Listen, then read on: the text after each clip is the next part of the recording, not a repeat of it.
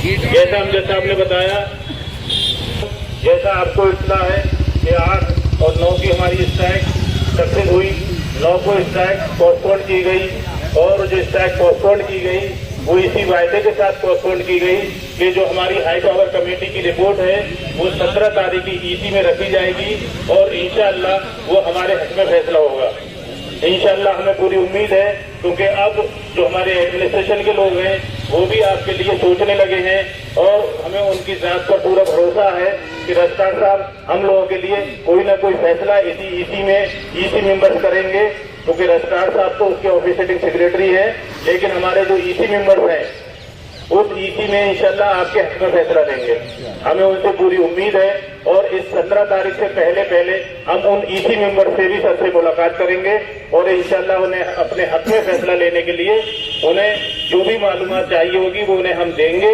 वैसे उन्हें ज्यादातर सब मालूमात है, उन्हें सब मालूम है। लोग यहाँ पर 30-30, 35-35, 20-20, 15 साल, 25 साल से लोग मुस्तकिल काम कर रहे हैं और बहुत मेहनत से काम कर रहे हैं, तो इसलिए हमारा हक बनता है और हमारे पास पोस्ट भी अवेलेबल है। या तो हमारे पास रेगुलर पोस्ट अवेलेबल नहीं होती तो हम उनसे ये मुतालबा भी नहीं कर सकते थे। जब हमारे पास पोस्ट में अवेलेबल है और जो लोग काम कर रहे हैं उन्हें भी ज्यादातर लोगों को 10 साल से ऊपर हो गए हैं और जो 10 साल से नीचे वाले लोग हैं उसके लिए भी हमारी इनसे मुस्तकिल बात चल रही है। जो CRR बन रही है उस CRR में कुछ अमेंडमेंट किया जाए, जो मौजूदा एम्प्लॉइज हैं जो इस स्क्रीनिंग में नहीं आएंगे उनका उस CRR के जरिए उनके हक में कोई ना कोई फैसला हो और ज्यादा से ज्यादा लोग उसमें एब्जॉर्ब हों। ये हमारे उनसे इंशाल्लाह हमें उम्मीद है उनसे। तो CRR पे आपकी मीटिंग मुस्तकिल जो आपके इलेक्टेड मेंबर हैं और जो अंदर का जो स्टाफ है मुस्तकिल उसमें CRR की मीटिंग चल रही है और बहुत बारीकी से उस पर जो आपके इलेक्टेड मेंबर हैं उस पर काम कर रहे हैं। तो जो चीज भी उसमें उन्हें अमेंडमेंट करने की जरूरत होगी इंशाअल्लाह वो करेंगे और हमारे बेहतरी के लिए करेंगे।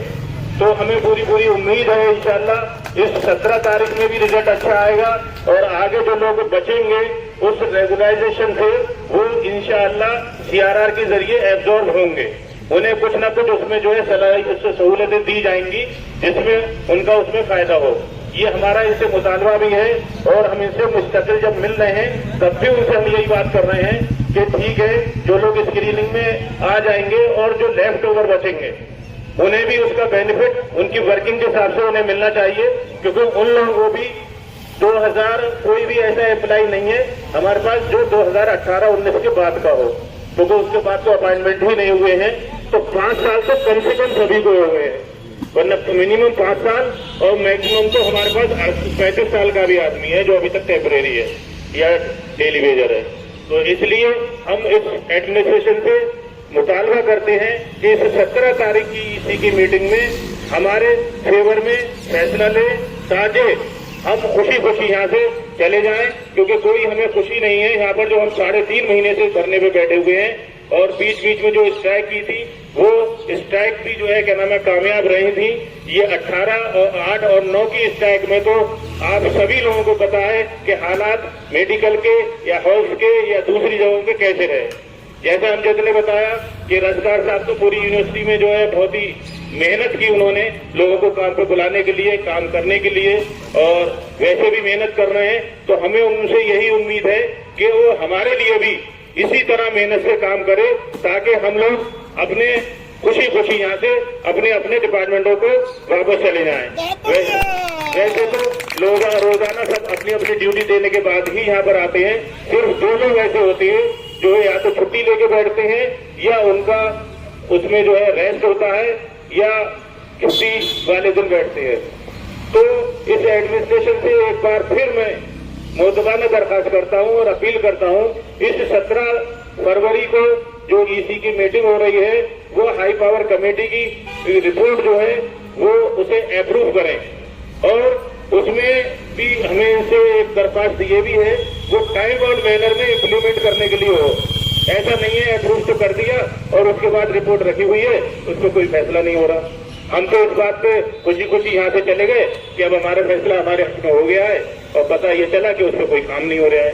तो साथ के साथ उसमें ये एक जो भी रिपोर्ट बने या जो भी कमेटी के मिनट्स बने उसमें टाइम बाउंड मैनर में, जिस तरह से हाई पावर कमेटी की जो कमेटी जब बनी थी तो उन्हें उसमें ये इंस्ट्रक्शन दिए गए थे 3 महीने के अंदर अंदर आप अपनी रिपोर्ट सबमिट करें।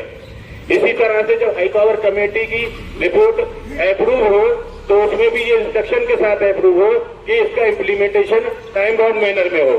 हमारा तो मुतालबा इनसे यही होगा 1-2 महीने के अंदर, क्योंकि सारा डाटा, सारी चीज, क्वालिफिकेशन हो, एक्सपीरियंस हो, डिपार्टमेंट हो, किस पोस्ट पे काम कर रहे हैं, वो सब इनके पास अवेलेबल है।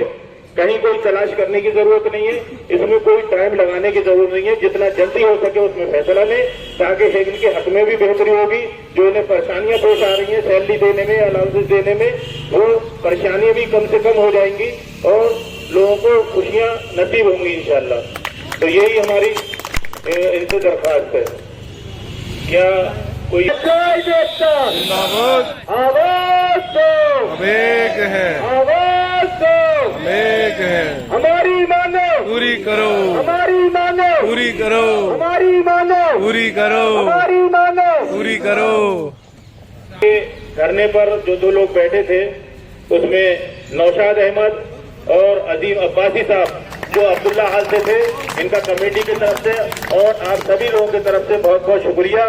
कल आपके बीच में राजा और सरवर, जो कि ये भी दोनों अब्दुल्ला हाल से हैं, ये कल धरने पे मौजूद रहेंगे। आप सभी लोगों से गुजारिश है कल धरने पे आप आते जाते रहें और शाम को वही 4 बजे के बाद सभी लोग ड्यूटी करने के बाद यहीं इकट्ठे हों। बहुत बहुत शुक्रिया।